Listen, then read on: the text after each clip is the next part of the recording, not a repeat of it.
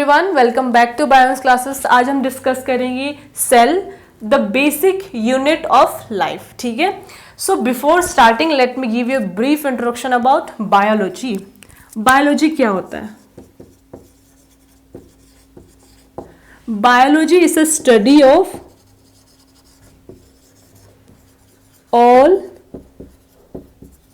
Living organism, है कि नहीं? ये हम स्कूल टाइम से पढ़ते आ रहे हैं, है कि नहीं? तो अगर हम लिविंग ऑर्गेनिज्म के बारे में बात कर रहे हैं तो लिविंग ऑर्गेनिज्म किससे मिलकर बना हुआ होता है? सेल से मिलकर बात, है कि नहीं? हम यहाँ बात कर रहे हैं लिविंग ऑर्गेनिज्म, विच मीन्स हर एक लिविंग ऑर्गेनिज्म किससे मिलकर बना हुआ होता है? सेल से मिलकर बना होता है कि नहीं? तो आज हम सेल के बारे में बात करेंगे कि सेल क्या होता है। ठीक है, मैं आप लोगों को आज का लेक्चर में इंट्रोडक्शन दूंगी कि सेल क्या होता है। पहला पॉइंट, इन दिस वर्ल्ड, ठीक है, हमारे वर्ल्ड में चाहे कोई स्मॉलेस्ट से स्मॉलेस्ट ऑर्गेनिज्म हो, चाहे वो लार्जेस्ट ऑर्गेनिज्म हो, ठीक है, स्मॉलेस्ट ऑर्गेनिज्म हो चाहे वो लार्जेस्ट ऑर्गेनिज्म हो, ठीक है, वो हर एक ऑर्गेनिज्म किससे मिलके बना हुआ होता है? सेल से। ठीक है, स्मॉलेस्ट के लिए फॉर एग्जांपल, ठीक है, अमीबा। लार्जेस्ट के लिए जैसे फॉर एग्जांपल की अगर हम बात करें तो ब्लू व्हेल, ठीक है। तो चाहे वो स्मॉलेस्ट से स्मॉलेस्ट ऑर्गेनिज्म हो चाहे वो लार्जेस्ट ऑर्गेनिज्म हो, वो हर एक ऑर्गेनिज्म किससे मिलके बना हुआ होता है? सेल से मिलके बना हुआ होता है। ठीक है, इसीलिए हम सेल को कहते हैं the basic fundamental unit of life. समझ में आया? सेल को हम यूजली ये सुनते हैं ना, सेल क्या है, तो हम बोलते भी हैं सेल क्या है? Cell is the basic fundamental units of life. हम क्यों कहते हैं सेल को basic fundamental units of life? क्योंकि चाहे वो स्मॉलेस्ट ऑर्गेनिज्म हो चाहे वो लार्जेस्ट ऑर्गेनिज्म हो, हर एक ऑर्गेनिज्म किससे मिलकर बना हुआ होता है? सेल से। ठीक है, थर्ड पॉइंट है इसमें, हमारे बॉडी में, हमारे बॉडी का हर एक पार्ट, चाहे वो स्किन हो चाहे वो हड्डी हो चाहे कोई ऑर्गन हो, ठीक है, चाहे बोन्स हो, हर एक पार्ट किससे मिलके बना हुआ है? सेल से। ठीक है, बॉडी पार्ट्स मैंने शॉर्ट में लिखा हुआ है, अगर आप लोगों को डिटेल में लिखना है इसको तो आप अपने तरीके से एक्सप्लेन कर सकते हो, लेकिन मैं की पॉइंट्स लिख रही हूँ। ठीक है, हमारे बॉडी पार्ट्स, ठीक है, हर एक बॉडी पार्ट्स किससे मिलके बना होता है? सेल से। जरूरी नहीं है ये मैंने ह्यूमंस का कहा है वैसे, लेकिन प्लांट्स में भी वही होता है।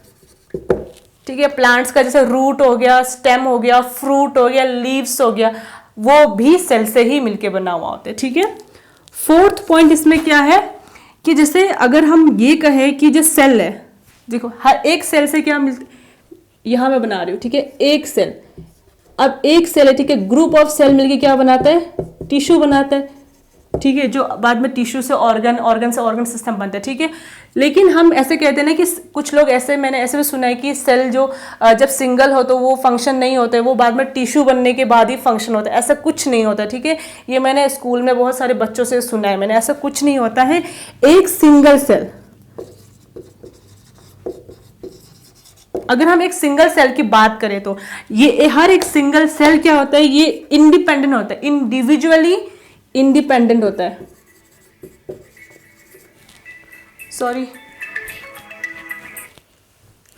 हर एक सिंगल सेल क्या होता है? इंडिविजुअली इंडिपेंडेंट एग्जिस्ट करता है, एग्जिस्टेंस शो करता है। ठीक है, और ये वो हर एक फंक्शन करता है जो हम नॉर्मली करते हैं। ठीक है, ये वो हर एक फंक्शन करता है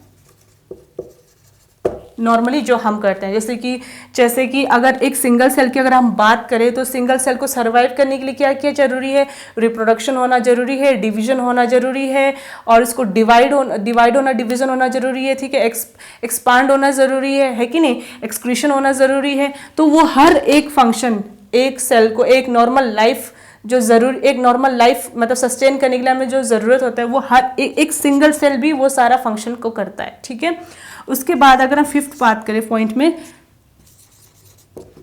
सेल ओन लाइफ, शॉर्ट में मैंने लिखा है सेल ओन लाइफ। इससे क्या समझ में आ रहा है? सेल का खुद का अपना एक लाइफ स्पैन है। ठीक है। जैसे एक एनिमल का अपना स्पेसिफिक लाइफ स्पैन होता है कि नहीं, कैट्स का, डॉग का और प्लांट्स का होता है, वैसे ही सेल का भी अपना एक लाइफ स्पैन होता है। जैसे कि फॉर एग्जांपल अगर मैं बात करूं तो आरबीसी, आरबीसी का लाइफ स्पैन है 120 डेज। 120 डेज बाद आरबीसी को ब्रेक डाउन होना ही है, वो टूटना ही है, इसलिए हम कहते हैं कि हमें ब्लड डोनेट करना चाहिए, ठीक है। 6 पॉइंट में क्या होता है कि जो सेल है, मैंने कहा था पहले पॉइंट में, सेल क्या है, बहुत स्मॉलेस्ट है, नॉर्मली कभी भी अपना नेकेड आई से नहीं देख सकता है, ठीक है। नेकेड आई से हम कभी नहीं देख सकता है, तो इसको देखने के लिए हमें क्या चाहिए, एक इंस्ट्रूमेंट चाहिए। उस इंस्ट्रूमेंट का नाम है माइक्रोस्कोप, ठीक है। हमें माइक्रोस्कोप का जरूरत होता है सेल को देखने के लिए। So the next is microscope, ठीक है। माइक्रोस्कोप क्या है, ये एक ऐसा इंस्ट्रूमेंट है जिसको हम यूज करते हैं सेल को देखने के लिए, ठीक है। सेल को हम जैसे स्टडी करना है हमें सेल को, ठीक है, तो क्या करते हैं, जो सेल के अंदर जितने ऑर्गेनेलीज होता है सेल को इन लार्ज फॉर्म में हमें दिखाता है, तो हम माइक्रोस्कोप को हम यूज करते हैं सेल को देखने के लिए, ठीक है। माइक्रोस्कोप का अगर हम प्रॉपर इंस्ट्रूमेंटेशन की बात करें तो बहुत लंबा हो जाएगा, ठीक है, लेकिन हम इंस्ट्रूमेंटेशन में नहीं जा रहे हैं, ठीक है। सो माइक्रोस्कोप कितने टाइप्स के, पहला है सिंपल माइक्रो, सबसे पहले जो माइक्रोस्कोप हुआ था वो सिंपल माइक्रोस्कोप डिस्कवर हुआ था, ठीक है, जिसको एंटनी वैन ल्यूवेनहुक ने डिस्कवर किया था, ठीक है। उसके बाद में इसमें जो लेंस यूज हुआ था वो है बाइकॉन्वेक्स लेंस, ठीक है, बाइकॉन्वेक्स लेंस यूज हुआ था, और इसका जो मैग्निफिकेशन पावर है 200 टाइम्स, किसी भी ऑब्जेक्ट को 200 टाइम्स एनलार्ज करके हम देख सकते हैं क्लियरिटी में, ठीक है। उसके बाद दूसरा है कंपाउंड माइक्रोस्कोप। कंपाउंड माइक्रोस्कोप को किसने इन्वेंट किया था, रॉबर्ट हुक, ठीक है। रॉबर्ट हुक ने कंपाउंड माइक्रोस्कोप को इन्वेंट किया था, जिसमें कॉनकेव लेंस यूज हुआ था, ठीक है, कॉनकेव, कंपाउंड, कन्वेक्स, सिंपल, ठीक है। उसके बाद इसका जो मैग्निफिकेशन पावर है इसमें 2000 टाइम्स, किसी भी ऑब्जेक्ट को 2000 टाइम हम एनलार्ज करके देख सकते हैं, ठीक है। थर्ड है इलेक्ट्रॉन माइक्रोस्कोप। इलेक्ट्रॉन माइक्रोस्कोप किसने इन्वेंट किया था, अर्नेस्ट रस्का। इसका जो मैग्निफिकेशन पावर है 2 lakhs टाइम, ठीक है, हम 2 lakhs टाइम हम ऑब्जेक्ट को एनलार्ज करके देख सकते हैं। And one more important thing, simple microscope and compound microscope में जो सोर्स हम जो यूज कर रहे हैं ऑब्जेक्ट को देखने के लिए, वो हम सिंपल लाइट यूज कर रहे हैं, ठीक है, लाइट यूज कर रहे हैं। लेकिन जो इलेक्ट्रॉन माइक्रोस्कोप में हम जो यूज कर रहे हैं वो है इलेक्ट्रॉन बीम। इलेक्ट्रॉन बीम के हेल्प से हम ऑब्जेक्ट को देखते हैं, और इसमें जो इलेक्ट्रॉन बीम होता है ये मैग्नेट से टकरा के ऑब्जेक्ट में फॉल होता है। हमारे जो सब्जेक्ट है ना, जहां में जो हमारा जो सैंपल है, ठीक है, वो सैंपल में जो इलेक्ट्रॉन बीम है वो मैग्नेट के हेल्प से फॉल बैक होके हमें दिखता है, ठीक है। डायरेक्ट इलेक्ट्रॉन माइक्रोस्कोप क्या होता है, वो डायरेक्ट डिस्प्ले से कनेक्ट होता है। कंपाउंड और सिंपल माइक्रोस्कोप की तरह हम नॉर्मली नहीं देखते हैं, ठीक है। So this is all for now. मैं आपको नेक्स्ट लेक्चर में ये बताऊंगी कि सेल थ्योरी क्या होता है, किसने डिस्कवर किया, ठीक है। सो आज के लिए बस इतना ही। और हाँ, जिसको आप लोगों को जिसको पता है कि सिंपल माइक्रोस्कोप कब डिस्कवर हुआ, कंपाउंड माइक्रोस्कोप कब डिस्कवर हुआ और इलेक्ट्रॉन माइक्रोस्कोप कब डिस्कवर हुआ, ये आप कमेंट सेक्शन में कमेंट करके जरूर बताना, ठीक है। So this is all for now, thank you.